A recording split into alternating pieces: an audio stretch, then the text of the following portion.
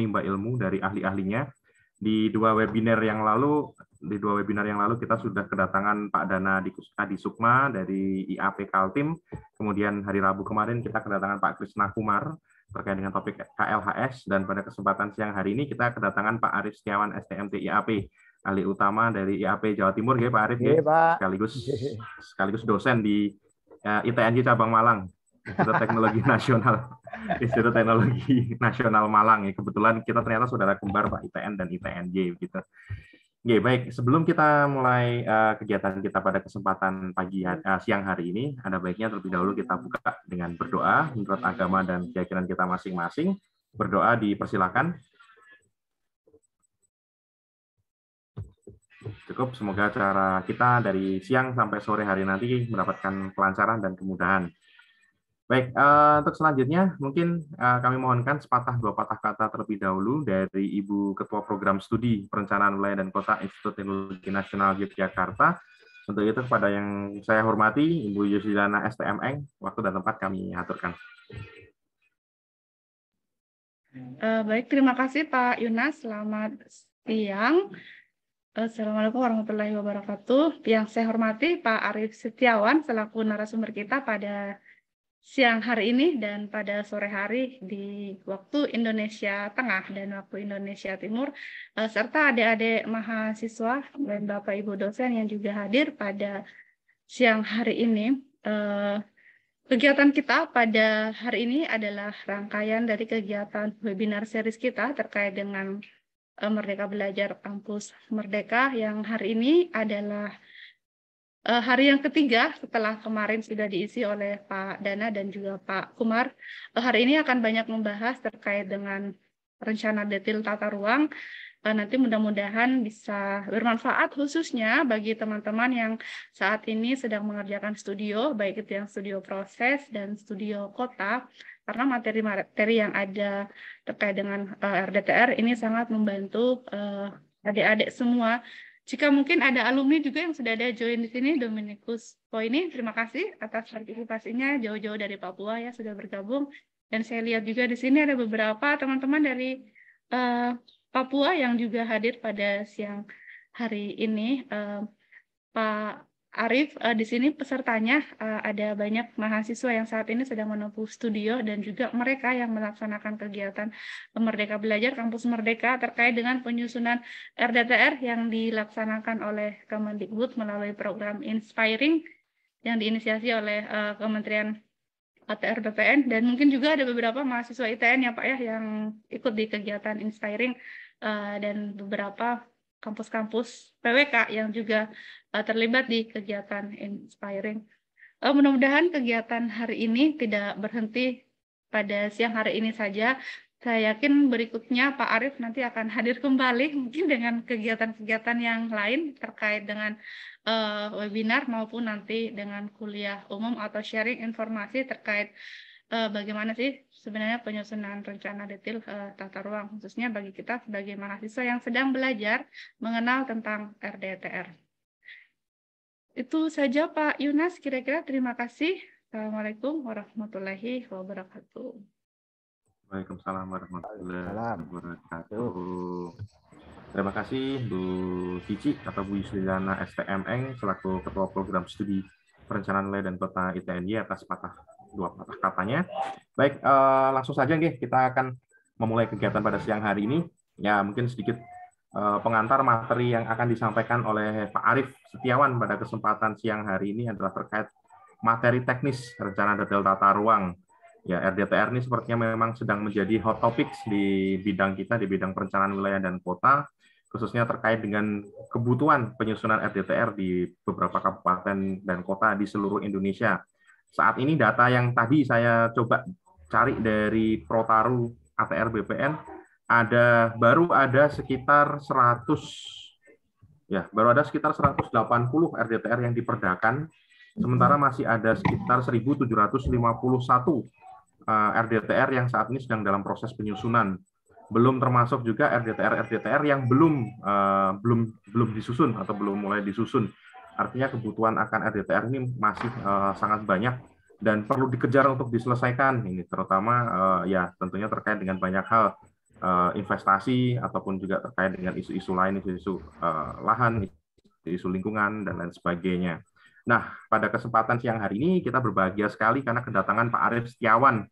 Pak Arief Setiawan ini tadi kami mintai CV-nya gitu ya. Tapi alhamdulillah beliau mengirimkan CV versi singkatnya. Kalau kita membaca versi panjangnya mungkin nanti setengah sesi Pak nggih. Habis untuk membaca CV-nya Pak Arief. Jadi alhamdulillah ngirimnya Pak Arief Setiawan ini asli Malang, lahir di bulan Mei 1972. Beliau menempuh pendidikan S1 di ITN Malang, lulus tahun 95, kemudian S2 di UGM, lulus tahun 2004. Saat ini sedang menempuh pendidikan S3 di Universitas Brawijaya. Beliau adalah praktisi, ahli utama Ikatan Ahli Perencanaan di IAP Jatim, dan sudah menjadi praktisi sejak 95. Ya, bahkan ketika saya masih SD, bahkan belum masuk SD, Pak Arief ini sudah berkecimpung di dunia perencanaan, artinya termasuk kalau bisa kita bilang dalam bahasa Jawa kemudian bahkan nanti beliau akan berbagi kepada kita mengenai materi teknis RDTR, dan untuk pengalaman beliau cukup banyak, tapi sebagian besar ini di NTT, Nusa Tenggara Timur. Mungkin teman-teman yang ada di NTT suatu saat akan ketemu dengan Pak Arief. Kalimantan, khususnya Kalimantan Selatan dan Kalimantan Timur, Sulawesi Tenggara, Jawa Timur, dan Bali. Oke, baik Pak Arief, mungkin tanpa perlu berpanjang lebar, pada kesempatan siang hari ini sudah berkumpul nih mahasiswa dari ITNY, kemudian juga ada alumni, juga ada beberapa dari luar ITNY, ada alumninya Pak Arief juga yang bergabung pada kesempatan siang hari ini. Monggo Pak Arief Setiawan untuk dapat memaparkan materinya terkait dengan materi teknis RDTR. Mungkin kalau untuk terkait dengan waktu, karena kita dibatasi sampai jam 6 sore, Pak. Monggo dibatasi ininya saja. Monggo nanti untuk materi bisa sambil mengalir saja. Jika mungkin nanti diperlukan jeda atau ada yang ingin bertanya bisa langsung di kolom chat. Nanti sambil jeda mungkin kita bisa membacakan pertanyaan dari audiens. Monggo kepada Pak Arief Setiawan, STMT IAP, waktu dan tempat kami aturkan sepenuhnya. Bismillahirrahmanirrahim. Assalamualaikum warahmatullahi wabarakatuh. Waalaikumsalam warahmatullahi wabarakatuh. Selamat siang, Bapak, Ibu-ibu, teman-teman sejawat, kemudian adik-adik, mahasiswa. Ini kalau share anunya sudah dikasih nggih, Pak? Sampun ya. Lebih dari Pak Iwan ini. Mudah-mudahan sampun. Saya coba. Sampun Pak. Sampun. Monggo. Astaga, ternyata harus PDF, Pak. Mohon maaf, saya harus sandut dulu. Oke, monggo. Iya. Pak, awakmu tuh Pak balik ya. Sebentar saya tak minta teman untuk. Oke, monggo Pak. Minta waktu sebentar. Aduh. Ya, sembari menunggu mungkin Pak Arief menyiapkan materi, kami menyapa juga Bapak Ibu, Mas-mas, Mbak-mbak yang telah berkesempatan hadir dalam kesempatan webinar kali ini. Ini rangkaian webinar, ini sudah seri ketiga dari 3 webinar yang kita laksanakan di minggu ini. Pertama kita membahas mengenai analisis data untuk penyusunan RDTR, kemudian di hari Rabu kemarin kita membahas mengenai KLHS, dan pada kesempatan kali ini kita akan membahas mengenai materi teknis RDTR. Ini sebenarnya merupakan rangkaian dari kegiatan Kampus Merdeka di Institut Teknologi Nasional Yogyakarta, yang dalam rangka implementasi program magang inspiring dan juga magang instansi di ITNY, tapi sekaligus juga nanti menjadi sarana kita untuk bersilaturahmi antar satu dengan yang lain.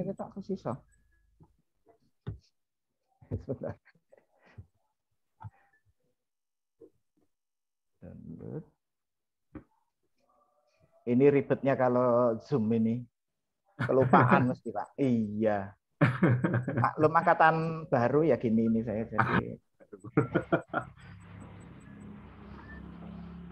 Ini berarti memang harus Pak Arief nih kita datangkan langsung ke ITNG. Ah, betul, Pak. Betul, betul. Untuk berbagi dengan kita di sini langsung. Download.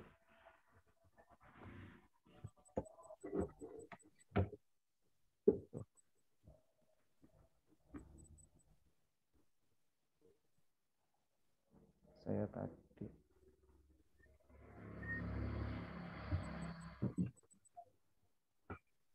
Astaga. Saya sampai kehilangan. Oh ini. Saya ngasih namanya aja udah ITN New York loh ini padahal. New York, Yogyakarta, Pak. New York. Oke. Monggo Pak Arief, langsung saja kami kembalikan ke Pak Arief. Sudah nggih. Kelihatan nggih, Pak? Nggih, sampun. Sampun, nggih. Ini tadi kalau CV saya dibacain secara singkat, memang saya suka yang singkat-singkat, Pak. Ini juga materi saya juga singkat. Karena kenapa? Bagaimanapun juga RDTR yang sekarang ini rincinya luar biasa. Sudah beda banget dengan yang 16 2018. Yang sekarang kan pakai yang Permen ATR nomor 11 tahun 2021. Nah, ini ternyata memang dibuat jauh lebih rinci begitu. Nah, ini tadi sebelum ke materi, kami bagaimanapun juga tetap mengucapkan terima kasih ini untuk ITNY. Tadi Bapak Cabang lah, istilahnya Bapak Cabang dari ITN Malang. Nah, yang kami maksud itu adalah sebenarnya ketika kita membicarakan tentang seperti ini, hal yang seperti ini sifatnya detail, bukan detailnya, sifatnya sesuatu yang lumrah dalam dunia perencanaan, harusnya memang sudah banyak jago-jago yang ada di ITNY sendiri.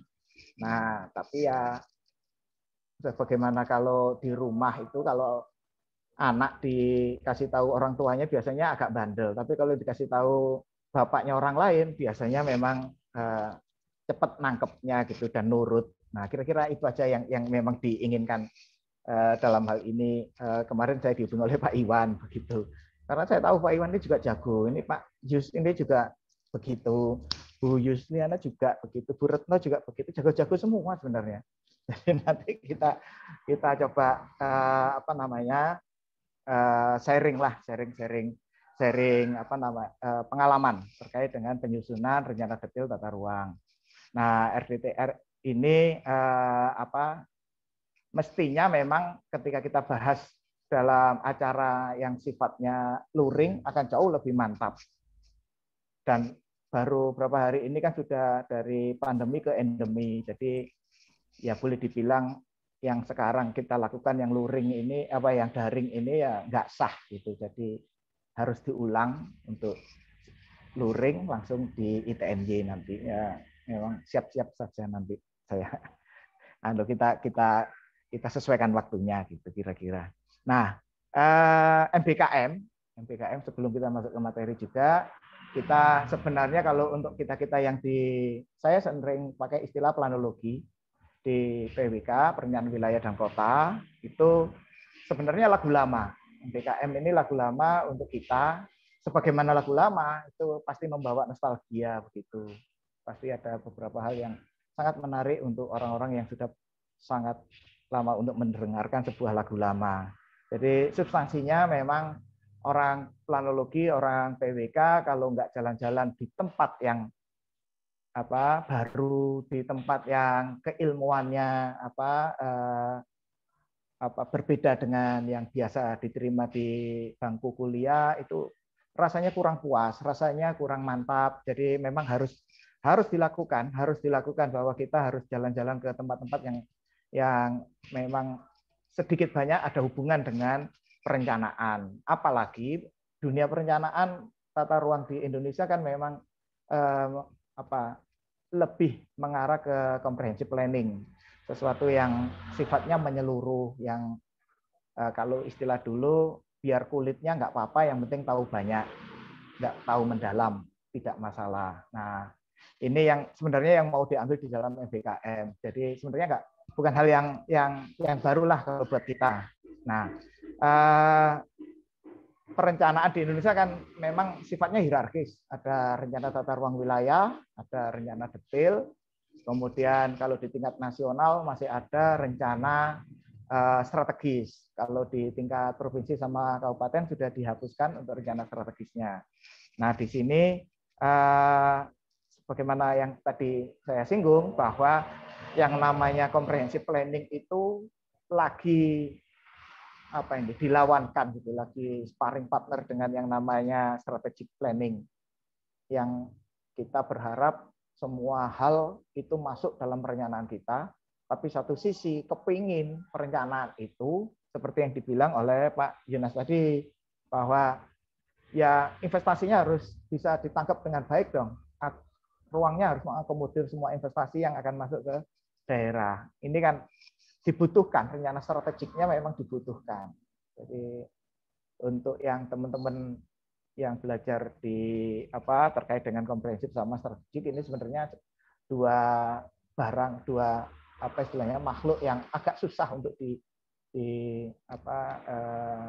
disejajarkan atau berjalan dengan seiring, itu biasanya agak susah. Nah, ini tantangan, sebenarnya tantangan. Jadi bagaimanapun juga tetap kita akan melakukan sesuatu yang harus memang dari sisi materi harus semuanya diakomodir, kemudian dari sisi strategiknya juga harus bisa diakomodir juga. Nah, untuk nanti mungkin akan jauh lebih saya harapkan begitu, komunikasi dua arah antara kita yang sebagai pemateri maupun dari teman-teman maupun dari Bapak Ibu semuanya, bisa kita saling mengisi, mereview apa yang terkait dengan rencana detail tata ruang ini. Nah, di Permen ATR nomor 18 itu yang khususnya di pasal 6 bab 2, dan kalau kita sejajarkan dengan yang sekarang yang nomor 11 tahun 2021, yang tahun 2018 itu nomornya nomor 16, tidak ada yang sebenarnya perubahan yang signifikan sebenarnya. Nah, kita lihat bahwa dari sisi tujuan penataan masih tetap sama, meskipun peristilahannya yang kemarin disebut BWP, yang sekarang penataan wilayah, tujuan penataan wilayah atau penataan wilayah perencanaan, begitu kawasan perencanaannya. Kemudian yang terkait dengan rencana struktur ruang tetap dibahas, pola ruang tetap dibahas, penetapan sub BWP yang diprioritaskan itu sudah dihilangkan di pasal di undang-undang yang di peraturan menteri yang baru yang nomor 11 tahun 2021. Kemudian ada ketentuan pemanfaatan ruang tetap ada, peraturan zonasi disebutkan secara eksplisit di yang di 21, di 18 sebenarnya ada, tapi ada di bagian lampiran untuk peraturan zonasi. Jadi sebenarnya tidak begitu banyak perubahan, yang perubahannya yang cukup besar itu ya penetapan sub BWP yang diprioritaskan, itu saja tidak ada. Tapi kalau kita lihat lebih dalam, sebenarnya ada sesuatu yang memang sangat signifikan perubahannya itu ketika kita membahas satu persatu begitu. Misalkan yang pasal 18 RDTR itu disusun mencakup kawasan dengan karakteristik perkotaan. Adalah tambahannya di 21 itu adalah karakteristik pedesaan, kawasan lintas kabupaten dan kota. Sedangkan di di yang 18 itu hanya ada di batang di pembukaan begitu ya, di anunya. Di bab awal di pasal awal yang di Permen ATR 18 itu, di sana disebutkan bahwa RDTR itu adalah kawasan yang memiliki ciri perkotaan, kemudian dia bisa ditetapkan atau diprioritaskan berdasarkan RT RW.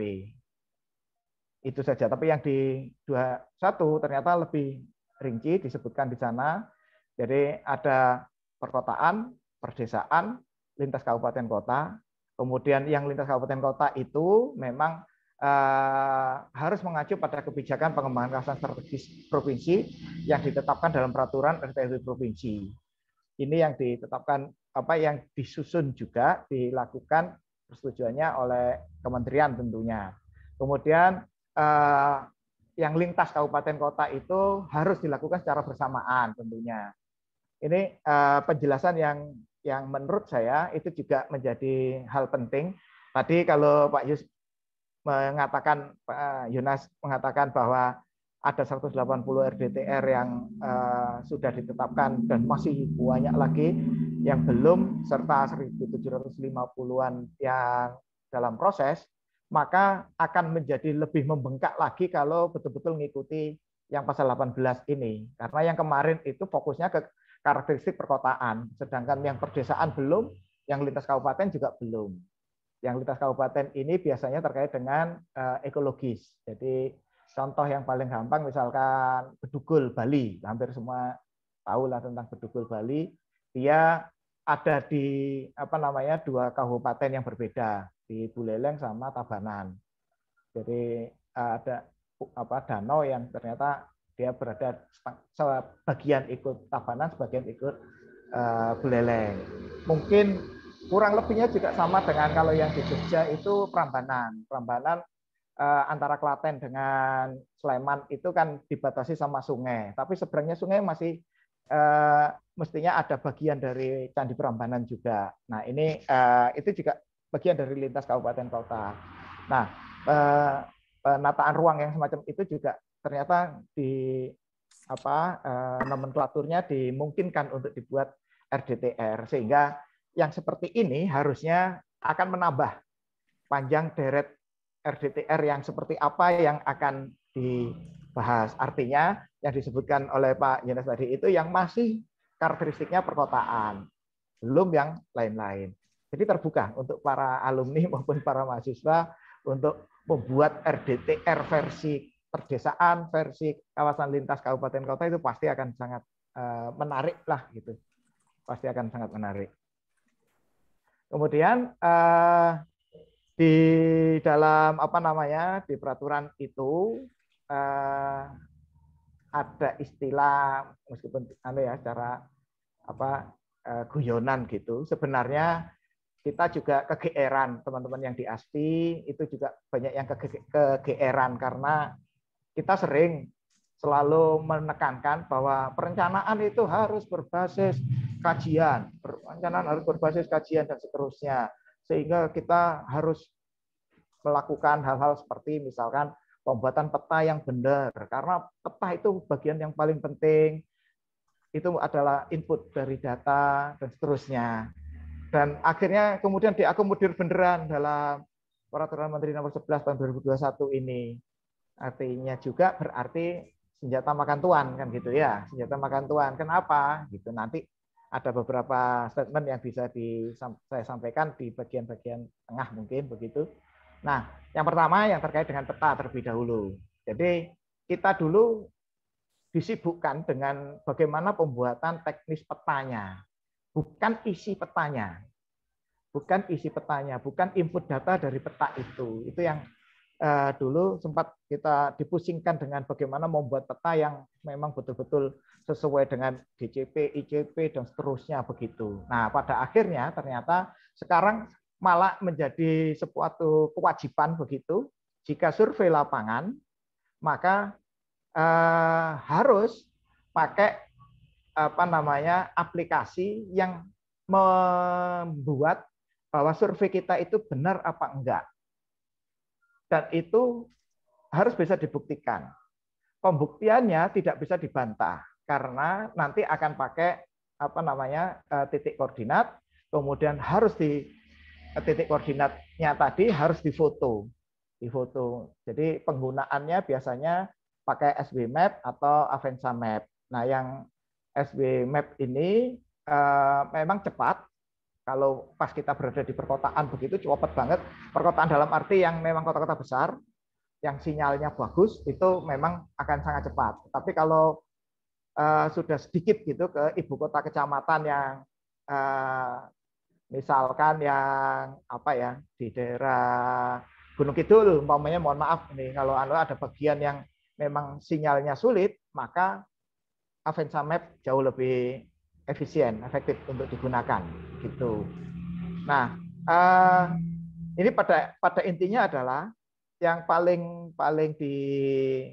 ditekankan itu survei kita itu menjadi per titik per dot yang masuk dalam kaidah rencana detail tata ruang. Jadi kalau skala petanya itu adalah skala 1:5.000, maka setiap objek yang di lapangan itu teridentifikasi 1:50 meter di lapangan, berarti memang harus diidentifikasi, harus dititik dan kemudian difoto. Nah, ketika dia kurang dari 50 meter, tetapi memiliki peran yang cukup penting, misalkan ada orang jual pulsa, tapi cuma satu-satunya satu kecamatan, cuma satu itu. Padahal jual pulsa kan cuma berapa meter, mungkin ya 3x4 aja, 3x ya satu kamar gitu kan, 3x3 atau 3x4 sudah cukup untuk jualan pulsa. Nah, ini tetap harus dititik begitu, karena dia adalah satu-satunya dan memiliki jangkauan pelayanan yang cukup luas begitu. Itu hanya satu contoh yang mungkin bisa untuk dipahami. Nah, ini yang kami maksud bahwa memang peta itu yang paling penting memang hasil surveinya begitu. Jadi perkara bagaimana membuatnya, teknisnya sebenarnya harus kita serahkan aja kepada ahlinya kan begitu. Tetapi itu tadi kita masih punya gap bahwa kenyataan di lapangan sebagai share praktisnya begitu ya, share kondisi di lapangan. Kalau misalkan saya minta tolong teman-teman geodesi begitu, harganya selalu nggak cocok. Jadi yang dia minta dengan harganya kita ya bisa 50% hanya untuk peta. Nah, terus kita dapat apa kan gitu. Ini yang istilahnya akhirnya menjadi kendala tersendiri, dan kemudian karena orang planologi, orang PWK, kendala kayak gitu menjadi peluang. Akhirnya banyak teman-teman kita yang pinter bikin peta juga dengan harga yang kompetitif. Ya sudahlah, selesai.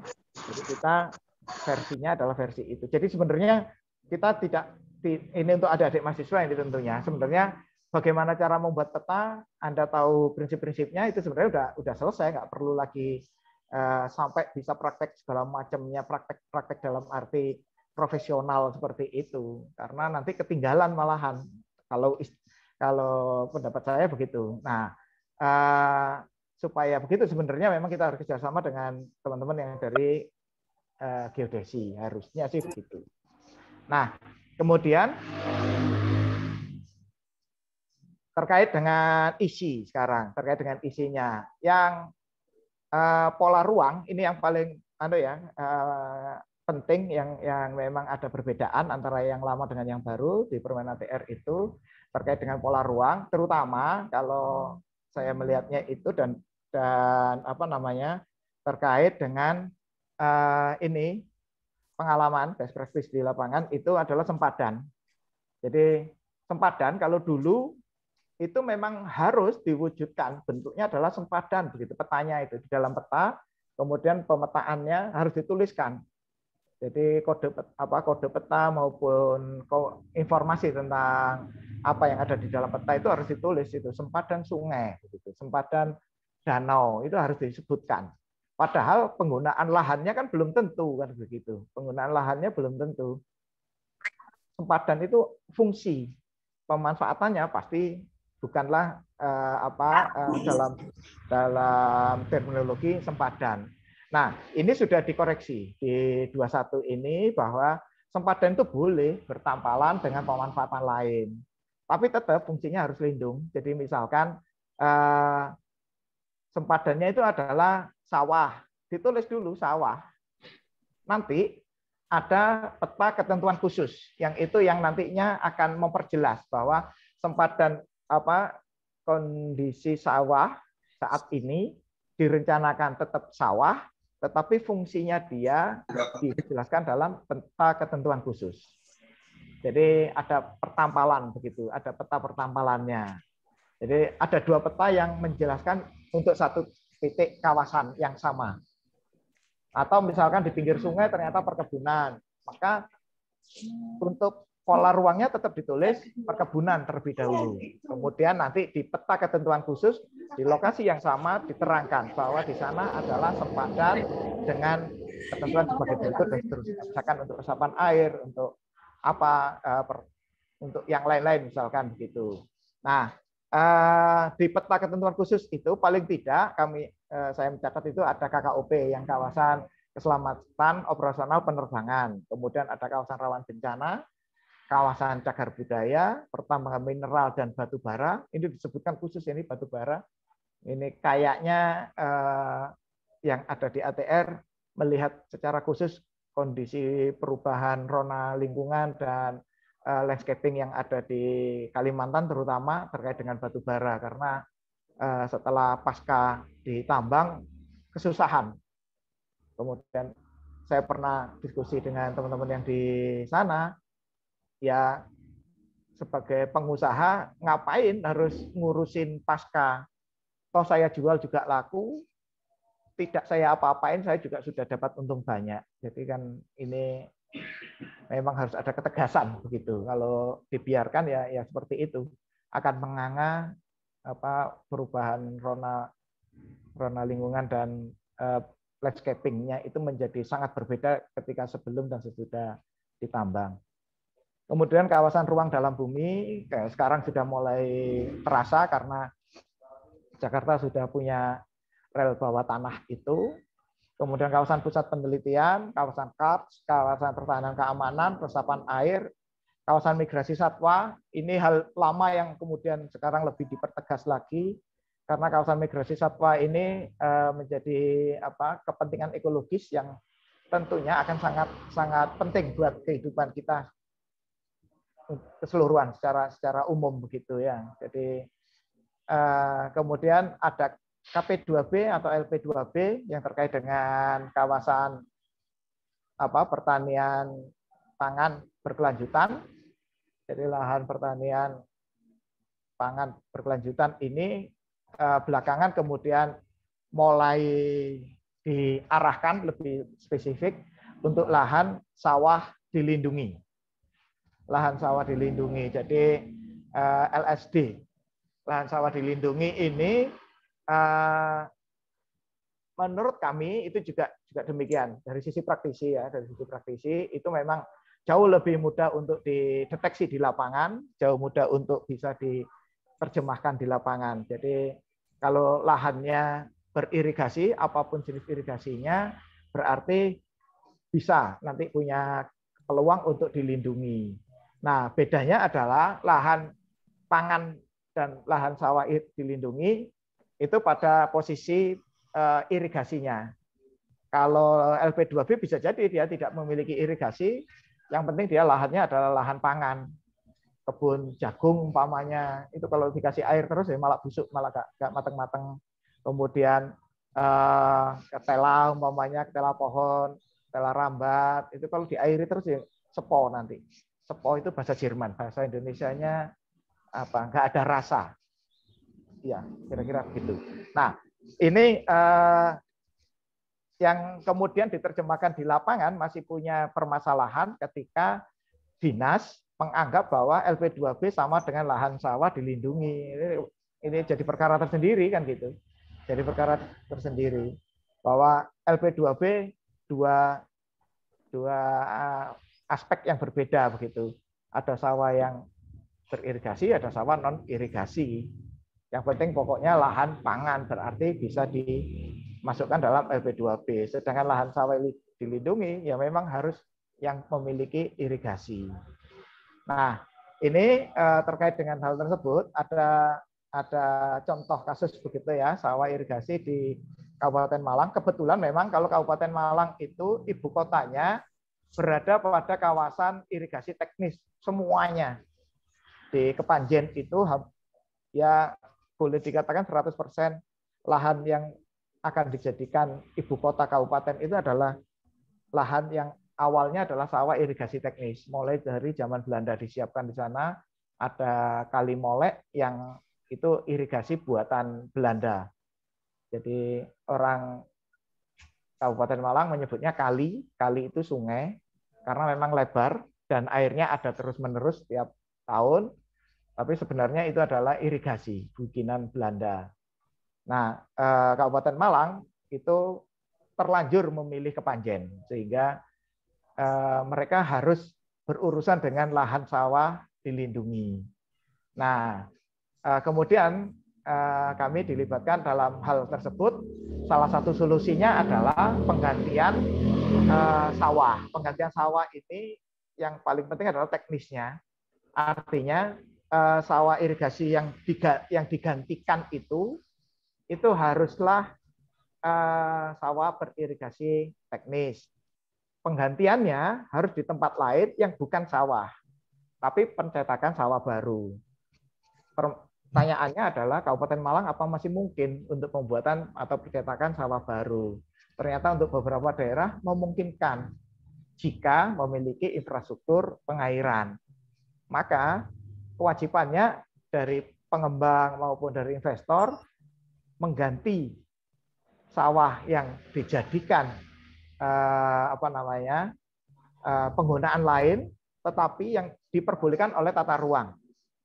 Nah, ini catatan yang agak bulat di situ. Sawahnya ada yang diplot tetap hijau, ada yang diplot bukan hijau. Atau sawah direncanakan untuk tetap jadi sawah, ada sawah yang tidak direncanakan untuk jadi sawah lagi. Padahal existingnya adalah sawah irigasi. Nah, itu yang boleh dibangun dan harus diganti 2 kali lipat. Ketika 2 kali lipat, maka sebenarnya sawahnya tidak berkurang, tetapi akan bertambah. Yang diganti itu bukan kemudian pembelian sawah baru.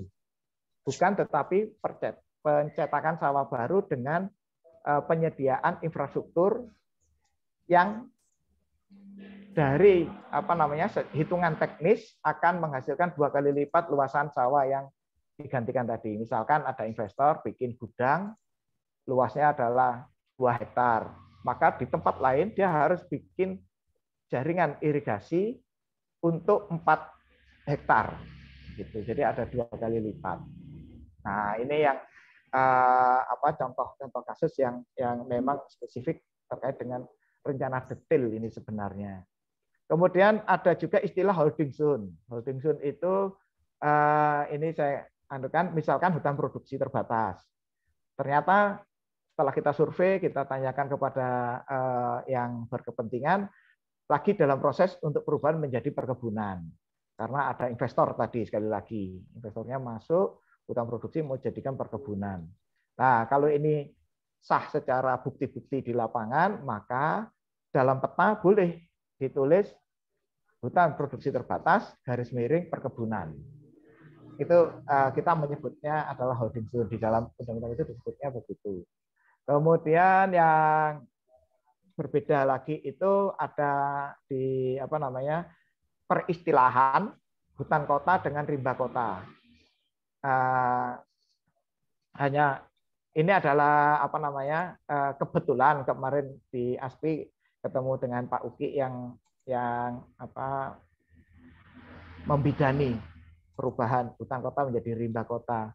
Ini supaya memang nomenklaturnya tidak lagi menjadi hutan. Kalau hutan itu ikut ke kehutanan atau perhutani, sehingga ada ribet di sana. Kemudian dirubah menjadi rimba kota. Jadi sementara pakai terminologi rimba.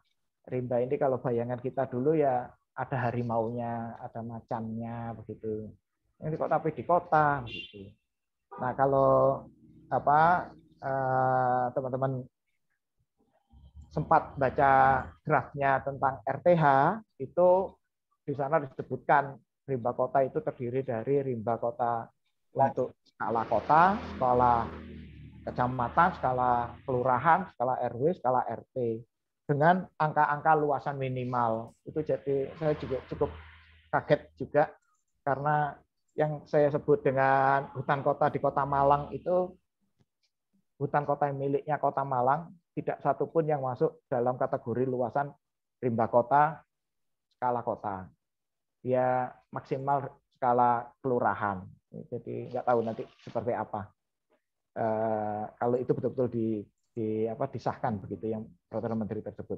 Kemudian hutan rakyat itu berubah menjadi perkebunan rakyat, meskipun memang dari terminologi juga harus ditegaskan lagi, karena kalau hutan rakyat itu sebenarnya yang diambil kan memang kayunya, jadi sengon, mauni, pinus atau apa begitu, itu kayunya memang. Sedangkan kalau perkebunan bukan kayunya tapi hasil buah. Jadi hasil buahnya, buah perkebunan misalkan kalau sekarang yang lagi tren di Malang lagi banyak yang nanam jeruk namanya. Jadi perkebunan jeruk atau durian. Tapi buah-buahan hortikultura gitu itu jauh lebih banyak kita sebutkan sebagai perkebunan. Nah, ini yang memang yang paling krusial, memang agak dihindari kata-kata hutan. Itu saja sih sebenarnya. Kemudian yang ITBX ini juga ada perbedaan. Kalau yang lama ya memang izin terbatas, bersyarat, sama tidak boleh sama sekali itu. Kalau dulu umpamanya diminta untuk memberi masukan, sebenarnya kalau urutan yang enak ya diizinkan, kemudian bersyarat, kemudian baru terbatas, baru tidak boleh, kan gitu. Itu lebih enak. IBTX, tapi udah terlanjur lah ITBX. Nah, di yang baru ini ada satu lagi, jadi tidak hanya jadi ada kawasan yang izinnya apa begitu, diizinkan apa saja, kemudian yang terbatas apa saja, yang bersyarat apa, yang tidak diperbolehkan apa, yang sekarang ditambah lagi dengan TB, dimungkinkan itu. Jadi terbatas bersyarat. Terbatas bersyarat itu contohnya kalau yang biasa ketemu, kafe yang ada di permukiman. Kafe dalam permukiman harus terbatas, kan begitu, harus terbatas, nggak boleh dia nanti akan mengkooptasi permukimannya. Jadi kawasan permukiman ya tetap harus dominasinya adalah untuk hunian. Lah kafe itu sebagai pelengkap, dan biasanya kafe memiliki jangkauan pelayanan yang lebih luas daripada kawasan permukimannya tersebut. Nah, ini yang harus dibatasi. Nah, bersyaratnya tetap ya harus nggak boleh berisik, mungkin waktu operasionalnya, mungkin tentang limbahnya dan seterusnya. Jadi untuk titik atau pemanfaatan pada kawasan kafe di permukiman mestinya kodenya dia adalah TB. Kemudian, di dalam peraturan yang baru ini ada tabel pemeriksaan mandiri. Ini sebenarnya sih harusnya adalah tugasnya dari mereka yang ada di ATR ketika kita memasukkan atau mau membuat perda tentang RDTR. Untuk penyetujuan substansinya, kita diminta untuk ini harus ada tabel pemeriksaan mandiri terlebih dulu gitu. Yang penting pokoknya dibuat aja, yang di kolom-kolomnya itu ada sistematika rancangan perkada, kemudian ada kriteria muatan, kemudian ada kondisi sistem, muatan perkadanya kayak apa, penilaian mandirinya seperti apa, ini harus ada semuanya ketika kita memasukkan ke ke ATR begitu. Jadi untuk teman-teman yang saya sebagian pastilah sudah pernah merasakan bagaimana kalau kita mau persetujuan substansi. Tapi buat mahasiswa mungkin masih belum mengerti, sedikit saja yang kami sampaikan bahwa ketika kita sudah membuat yang namanya buku rencana detail tata ruang, itu harus dilengkapi dengan berbagai kelengkapannya begitu, mulai dari album peta, kemudian terkait dengan fakta dan analisa yang kemarin disampaikan oleh Pak Dana itu harus dilengkapi. Dan yang paling penting ternyata bahwa kita wajib mencantumkan atau menjelaskan secara tertulis dari mana kita memiliki dasar untuk analisis, dasar untuk perencanaannya.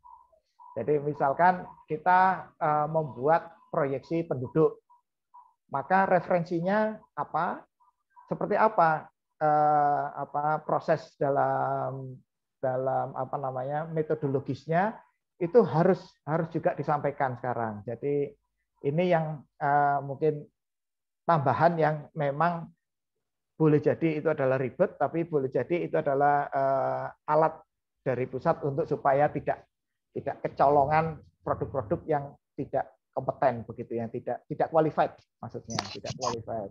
Nah, termasuk ketika kita mau merencanakan, kalau kita mau merencanakan sesuatu, misalkan kita mau bikin pelabuhan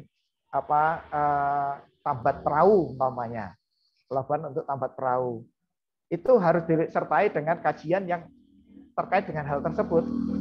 Tambat perahu ini sudah ada nggak kajiannya?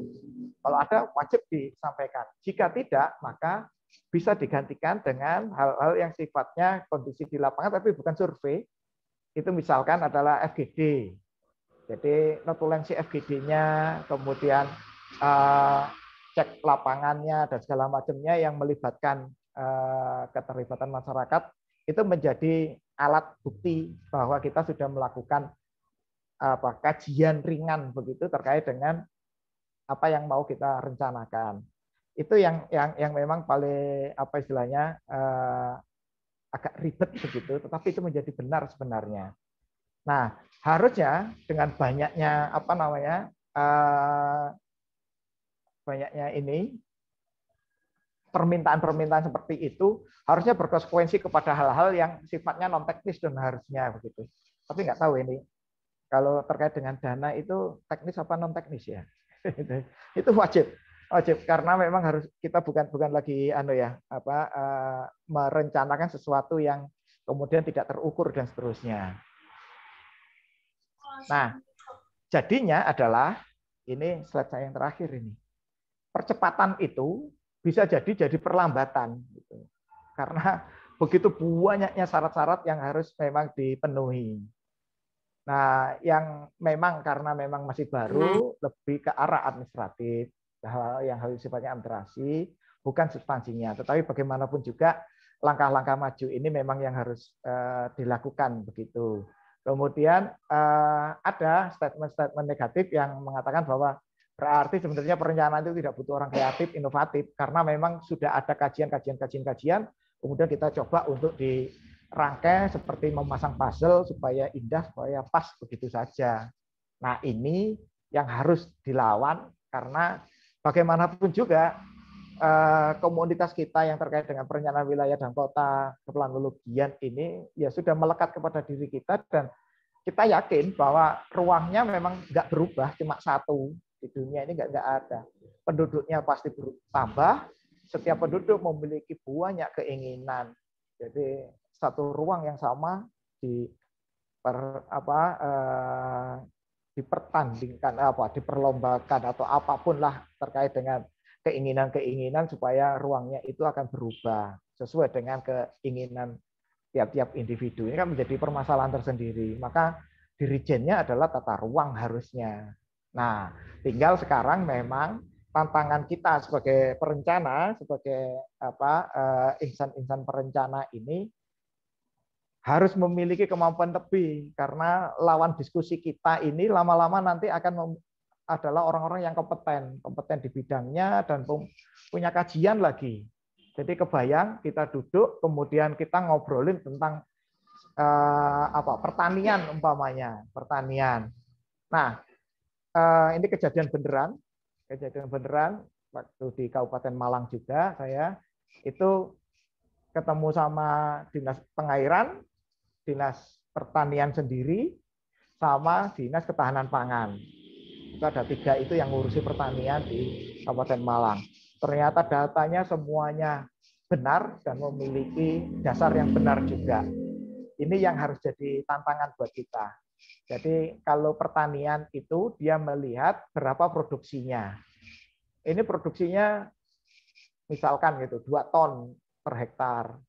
Sedangkan pengairan dia melihat dari sisi sawah yang memungkinkan untuk dikasih pengairan tadi. Sedangkan ketahanan pangan dia betul-betul melihat real bahwa masyarakatnya, konsumsi lokalnya, konsumsi masyarakatnya adalah sekian, sehingga itu menjadi perdebatan yang panjang sampai akhirnya yang namanya harus kita tetapkan ini. Sebenarnya kebutuhan kawasan lahan sawah yang dilindungi tadi itu berapa hektar sih? Gitu. Itu menjadi perdebatan yang panjang karena tadi itu sekali lagi bahwa memang lawan diskusi kita sudah kompeten dan memang ada di bidangnya dan punya kajian-kajian itu. Itu yang tantangan buat kita. Itu contoh kecil aja Mas Ian. Contoh yang lain investasi umpamanya. Pernah saya diajak ngobrol sama salah satu kepala bidang di Kota Malang. Dulu ada mall namanya Mitra 2 di Jalan Lejen Sutoyo di Kota Malang. Kemudian ternyata mall itu bangkrut. Sekarang menjadi hotel. Saya lupa namanya. Savana, Hotel Savana. Nah, Hotel Savana. Terus Pak Kabid ini ngomong, kalau nanti Hotel Savana itu bangkrut, kemudian mall itu berubah jadi pabrik ya taruhlah pabrik permen umpamanya gitu, itu boleh nggak Pak secara tata ruang?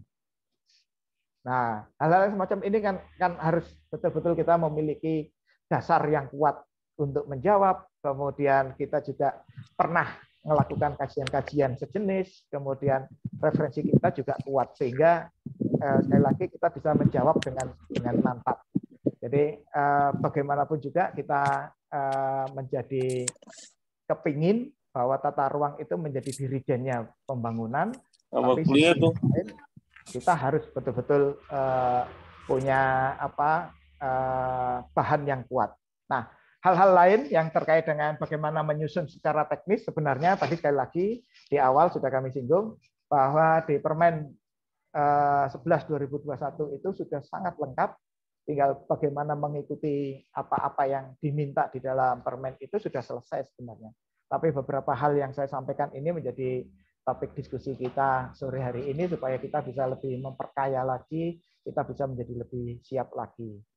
Jadi kurang lebihnya sebenarnya itu yang ingin saya sampaikan. Nanti mungkin akan berkembang bisa lebih berkembang dalam sesi tanya jawab. Nggak terasa, ternyata saya nyampaikan ini 1 jam. Kebayang ini 9 slide 1 jam. Kalau teman-teman ada 60 slide begitu, berapa jam berarti ya? Gitu Pak Yonas. 2 hari Pak. Oke. Ya. Oke, baik. Terima kasih Pak Arif Setiawan. Yang dipaparkan sungguh menarik ya. Artinya sebenarnya kalau secara teknis di Permen ATR 11/2021 ini secara bahasa Jawanya tirik-tirik sudah sangat lengkap ya Pak ya. Betul. Untuk bagaimana sih cara untuk menyusun RDTR ini ya. Okay. Cuman yang memang perlu menjadi bahan diskusi kita adalah terkait dengan positioning RDTR ini nanti. Tadi menarik yang di akhir yang disampaikan, apakah benar dengan adanya RDTR ini berarti cuma butuh merangkai puzzle saja gitu. atau ke depan memang saya membayangkan begini, semakin tata ruang ini menjadi concern banyak orang, artinya kita sebagai planner ini bukan semakin diadu kuasa, tapi harus semakin banyak belajar justru, karena kita tadi akan menghadapi orang-orang lintas sektor yang juga punya bidang keahliannya masing-masing dan kajiannya juga benar seperti yang disampaikan oleh Pak Arif Setiawan tadi. Ya. Jadi artinya justru percepatan RDTR ini juga percepatan tantangan bagi seorang player gitu Pak Arif. Betul. Ya, menarik yang disampaikan Pak Arif Setiawan. Ini mungkin nanti sebelum Pak Arif melanjutkan lagi, mungkin dari Bapak Ibu hadirin dan juga teman-teman ada yang mungkin ingin bertanya. Ini saya mencermati sepertinya banyak Bapak Ibu yang sudah pernah terjun ke dalam RDTR yang juga terus bergabung di kesempatan sore hari ini. Monggo kami buka ruang untuk diskusi dan juga tanya jawab. Mumpung nih meskipun hanya secara online kita kedatangan Pak Arif Setiawan. Monggo Bapak Ibu jika ada pertanyaan bisa disampaikan di kolom chat atau bisa raise hand. Nanti kita akan open mic dan kita beri kesempatan untuk menyampaikan secara langsung. Monggo.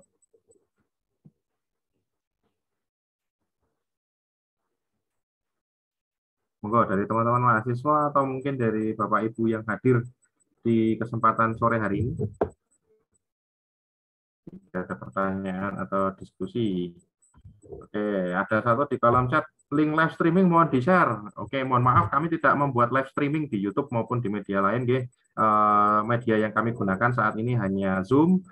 Lah nanti apabila menghendaki recording dari sesi ini bisa menghubungi panitia, nggih.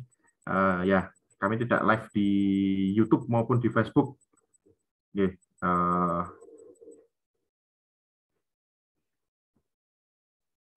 Jadi kalau ingin mengikuti, sementara ini lewat Zoom ini saja, begitu.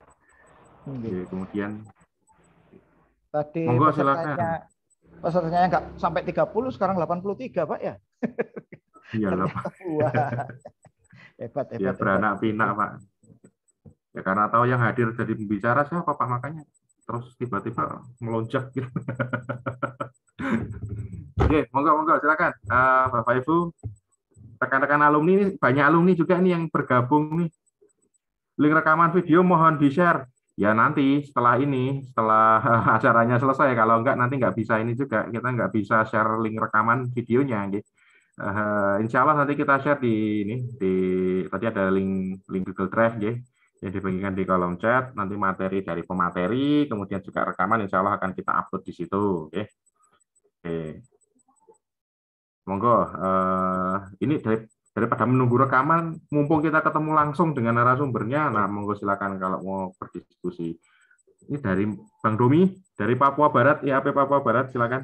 Mungkin ada yang ingin ditanyakan. Ya, silakan Bang Domi. Papua ini. Selamat sore, Pak Arif, Bapak di Estenas. Salam sehat untuk kita semua.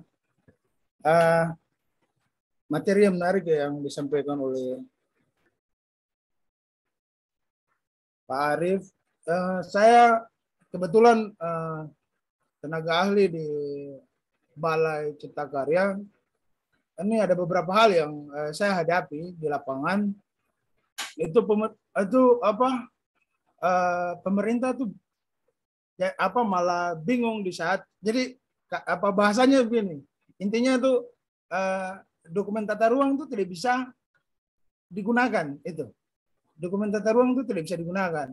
Jadi kalau masalah berkaitan dengan pembiayaan infrastruktur, itu pemerintah daerah tuh malah bingung, ini saya harus ambil saya harus menggunakan dasar hukum yang mana. Itu fakta yang saya hadapi di lapangan. Jadi sempat kemarin itu diskusi dengan teman-teman plener dalam komunitas. Saya bilang teman-teman yang buat dokumen tata ruang itu harus bisa paham kalau memang di dalam dokumennya itu tidak dimasukkan detail untuk berkaitan dengan kebijakan program, minimal bisa sharing pengetahuan kepada pemerintah agar dokumen itu bisa dilaksanakan. Kalau enggak ya nggak bisa dilaksanakan. Itu fakta yang saya temui di lapangan. Jadi misalnya kalau ini mau bangun sumber air nih, nah, tapi fakta yang di lapangan tuh kadang kalau yang dulu kan kawasan strategisnya di Kancing, kalau yang sekarang kan udah enggak ya. Yang mudah-mudahan bisa bisa lebih adaptif lah sama dinamika yang terjadi di lapangan. Kalau dari pandangan saya itu untuk kita plener wajib untuk paham kan kebijakan-kebijakan yang mengarah ke daerah itu sangat banyak berkaitan dengan khususnya penganggaran itu wajib untuk kita pahami. Karena daerah itu sangat butuh sekali pemikiran kita berkaitan dengan ini sudah ada di sini terus mau di gimana ini nih. Daerah itu malah pusing berkaitan dengan penganggaran itu. Jadi kalau saran saya itu berkaitan dengan program itu bisa lebih dieksplor. Memang itu fakta-fakta yang saya temui di lapangan. Jadi kebanyakan dokumen RDTR itu dibuat sebagus mungkin, tapi pada pelaksanaannya sulit untuk diterapkan. Mungkin itu dari saya, Pak. Sekian dan terima kasih, Pak. Terima kasih. Ya, terima kasih Bang Domi. Mungkin bisa langsung ditanggapi. Ini lagu lama Pak ya, bahwa rencana dibuat itu tidak bisa dilaksanakan. Nah, ini mungkin bisa ditanggapi ini oleh Pak Oke, Arif. Monggo Pak. oke, terima kasih. Wah, ini pertanyaan yang mantap ini Pak. Mas. Saya manggilnya Mas saja ya, biar kelihatan Masnya itu. Siapa? Biasanya saya panggilnya Bang. Kalau dipanggil Mas kan kayaknya jadi ada nostalgia ke Jogjanya kan gitu ya. Ini Mas Dominikus poin. Ini dari Sorong kah atau Jayapura? Manokwari karena Manokwari. Oke. Jadi sudah tidak boleh lagi sebenarnya bahwa yang namanya produk tata ruang kemudian hanya menghiasi lemari. Itu kan udah lagu lama yang lagu yang tidak enak untuk didengar, lagu yang harus di recycle aja tidak layak gitu ya. Memang betul-betul harus dibuang. Memang harus Nah, tantangannya memang kita harus bisa membuat bahasa teknis kita, bahasa teknis dalam pembuatan RDTR itu menjadi bahasa hukum atau bahasa kebijakan. Itu memang pelajaran yang tiada hentinya. Saya sampai sekarang pun masih harus banyak gitu. Jadi tidak boleh misalkan membuat ranperda itu, rancangan peraturan kepala daerah kah, atau rancangan peraturan daerah tentang RDTR itu yang kemudian kalimatnya itu multitafsir. Nggak boleh, memang harus tegas begitu. Permasalahannya ketika tegas itu ternyata memiliki konsekuensi teknis yang tidak mudah begitu. Seperti yang saya bilang tadi, ketika kita ngomong ini wajib ada RTH. Kata-kata wajib ada RTH jika dalam bahasa hukum, jika tidak dilaksanakan kena pasal kan begitu. Padahal bahasa teknis namanya wajib itu belum tentu harus dilaksanakan. Kalau dilaksanakan akan sangat bagus, tapi jika tidak dilaksanakan pasti akan ada ketidakseimbangan. Itu bahasa teknis, tapi bahasa hukum nggak boleh. Kata-kata wajib ya memang harus dilaksanakan. Ketika itu kemudian tidak dilaksanakan, berkonsekuensi kepada hukum. Tambah lagi, wajib ada RTH kecamatan dengan luas, misalkan gitu, dengan luas 5.000 meter persegi gitu, atau taruhlah umpamanya 50.000 meter persegi sesuai dengan rancangan itu yang RTH yang kemarin di-share sama Pak Ketua ASPI itu ya Pak Yunas.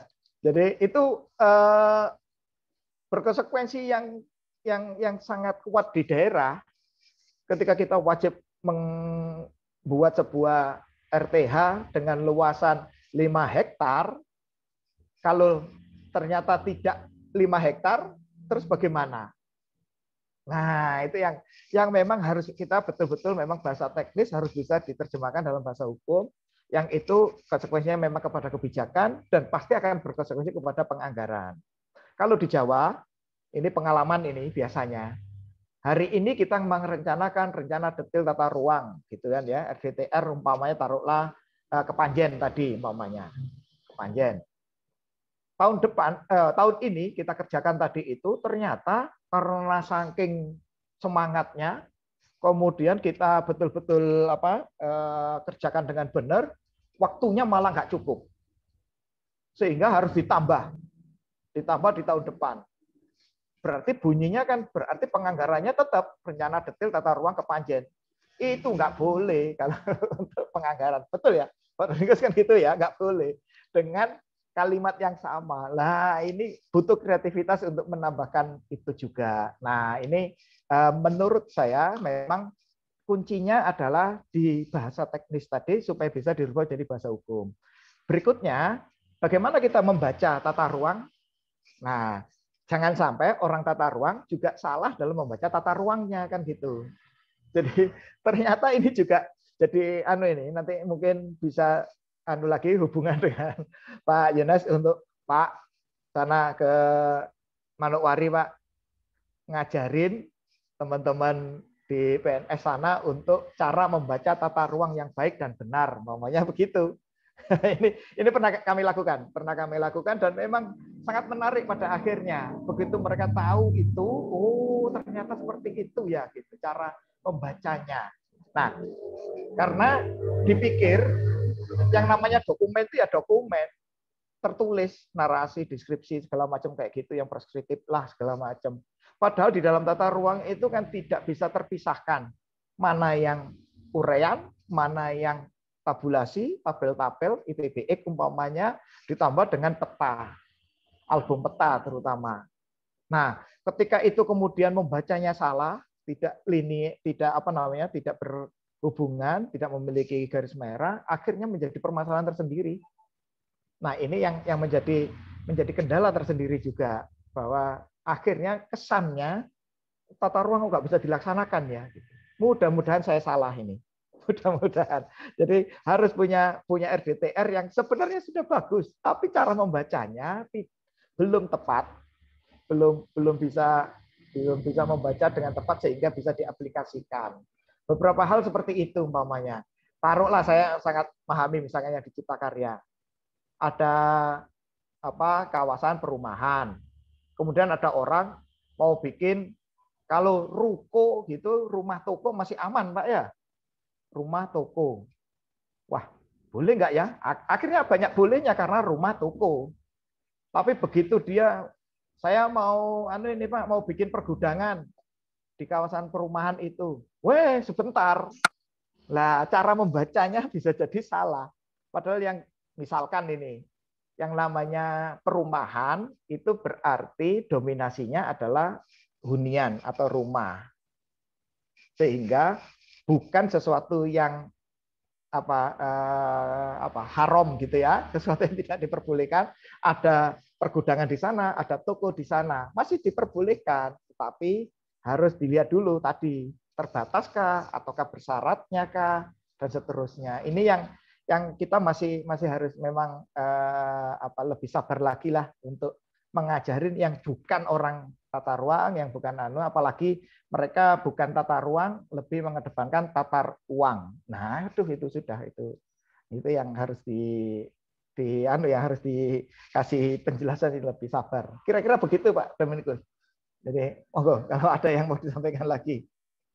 Makasih Pak. Memang apa yang tadi kata kunci yang Bapak sampaikan berkaitan dengan pengembangan tema-tema dari disiplin ilmu kita yang memang perlu kita kembangkan, karena yang kita hadapi juga kan berbagai macam perspektif dari sudut pandang disiplin ilmu lain yang memang kita perlu saring, dan yang menjadi pegangan kita tuh harus punya dasar hukum yang kuat. Memang hal-hal itu yang sering terjadi di lapangan. Kalau kita nggak ada dasar hukum yang kuat ya kita akan disikat habis-habisan. Mungkin itu saya dari saya Pak. Terima kasih Pak. Lanjut Pak Yus. Ya, terima kasih Pak Arif atas tanggapan, atas pertanyaan ya dari Bang Domi. Ya, artinya memang supaya implementatif, kuncinya juga salah satunya di kita sebagai planner, bagaimana memahami dokumen RTR ini, sehingga kita bisa mengkomunikasikan itu kepada khalayak yang lebih luas gitu ya. Oke, mungkin lanjut dulu diskusinya ya. Ini tadi ada yang sudah raise hand, Ibu Kristina Lukitasari. Ini kayaknya mahasiswanya Pak Arif gitu ya. Oke. Mahasiswanya Mas Arif saya. Iya, monggo Bu Kristina, waktu dan tempat kami persilakan. Ya, terima kasih Pak. Mungkin langsung aja Mas Arif ya. Duh, saya manggilnya jadi Mas Arif, udah kebiasaan Mas Arif soalnya. Iya, nggak apa-apa biar kelihatan muda saya. Iya, memang awet muda. Gini Mas Arif, untuk penyusunan RDTR ya. Kalau kita selama kuliah, kita selama belajar, itu kan banyak konsep-konsep yang akan kita tuangkan untuk gimana kita 20 tahun ke depan terhadap suatu wilayah itu. Nah, ternyata begitu perjalanan nih, begitu kita konsep-konsep sudah kita keluarkan, kita melakukan konsultasi publik, Pemda juga sudah setuju. Nah, begitu perjalanan, deket-deket ini, barusan juga, itu kan kita sudah keluar yang Permen ATR tentang basis data, di mana semua perencanaan itu harus sesuai dengan petanya, terutama RDTR. Nah, saya punya permasalahan juga sih sebenarnya. Waktu kita memplotting dengan konsep-konsep itu, misalnya di kawasan industri. Nah, kan bagaimana kita memfasilitasi kawasan industri tersebut untuk menjadikan suatu kawasan yang produktif, terus bisa dimanfaatkan oleh masyarakat lokal terutama, dan untuk investor. Akhirnya kami merencanakan ini loh kawasan industrinya, ada perumahannya, ada apa namanya, ada perdagangan jasanya, ada transportasinya.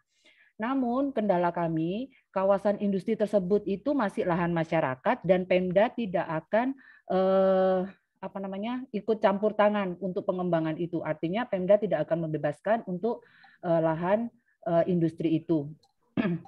Nah, sebagai konsepnya akhirnya kami mengeluarkan apa namanya, sebagai simbolisasi ya untuk transport, misalnya ada terminal di situ.